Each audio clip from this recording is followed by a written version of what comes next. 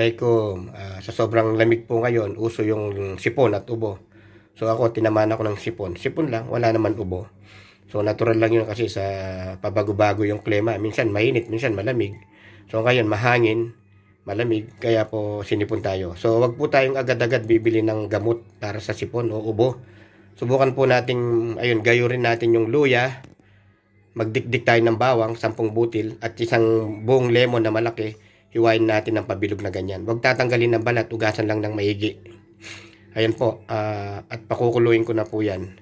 Yan po ang iinumin ko para inshallah matanggal ang sipon natin. Ayan po, pakulo na siya, oh. 10 to 15 minutes lang.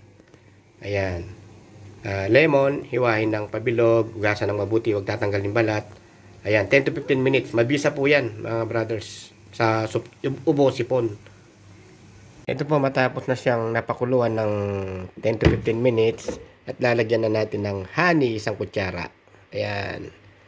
Tapos iinumin na natin siya. I-mix natin yung honey syempre.